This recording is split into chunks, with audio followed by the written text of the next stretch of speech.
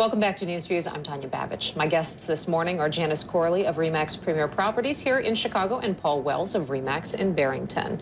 Now, let's talk about home prices. And I think it's useful, again, to separate our answers into city and suburbs. We'll start with you, Janice. What are you seeing with home prices in the city right now?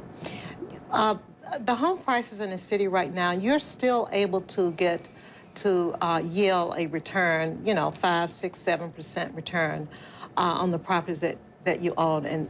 But you cannot list your home, and listing your home and selling your home for a price where you're supposed to get a windfall and retire is just not what real estate selling your home is all about. And I do believe that as long as a seller prices their home appropriately, and we determine what a property should be priced at based on a very clear factor, and that factor is what like properties have sold in the last 12 months. And not speculation on what could sell, but what we already have proof. And if you stick to the numbers, you will sell your property and you will get a decent price. The last 12 months overall, the prices were up about 4.9%.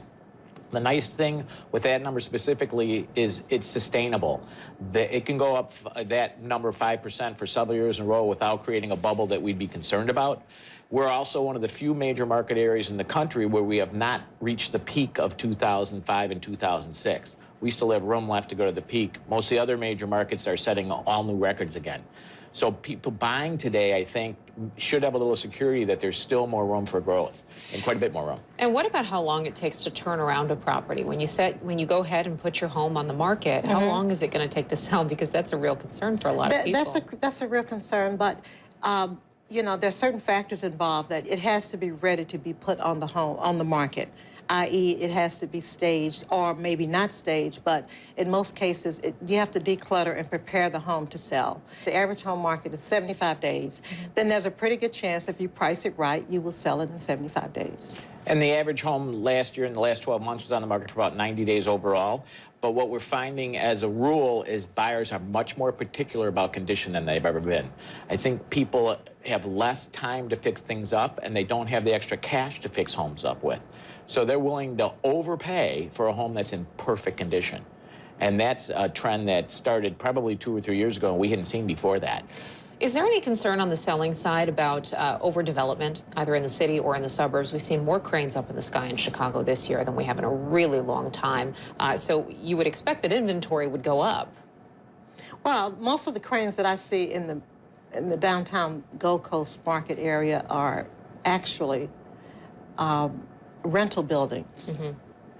Most of the condominium buildings that have gone up, because most of the clients really want to buy a turnkey, beautiful property without doing any work, they're willing to pay for it.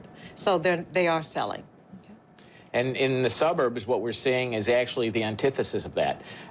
Builders can't afford to build in our markets because the existing prices are too low. The buyers have something that they call a new construction premium, which is the difference between what someone's willing to pay for an existing home as opposed to new construction. And the spread's not big enough for builders to make money.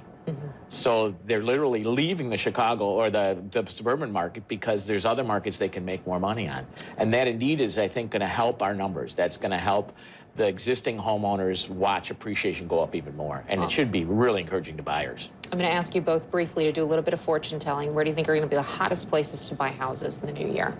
Last year, Logan Square really took off, and Avondale really took off. But I really think now that you will find there will be more and more developers going into condominium buildings in the Gold Coast where the condos are on the lake, where you cannot get new construction on the lake any longer. So you will find more and more developers buying old condos and gutting them out and putting them back on the market. And a lot of the baby boomers will be coming in buying in these areas. And Paul, very briefly. And for the suburbs, generally, the closer you are to the city, the more you're going to pay per square foot. And as that price increases, there's a ripple effect. If it gets too high, the next suburb is the next hot spot. And then again, it'll just take the step out, and that's what we're starting to see. Barrington itself was rather slow to catch on to the hotter market, and now it's starting to get it quickly. We're starting to see the numbers, especially in luxury properties, go up. We were up by about 25 or 30% of the homes that sold over $1 million last year. So we're seeing some great movements. But I think that movement will continue out west as the growth continues. It's going to be good. Janice and Paul, thank you so much for your time. And that does it for Newsviews. Thank you for joining us. I hope you enjoy the rest of your weekend and have a happy new year. Let's go back to the news desk now.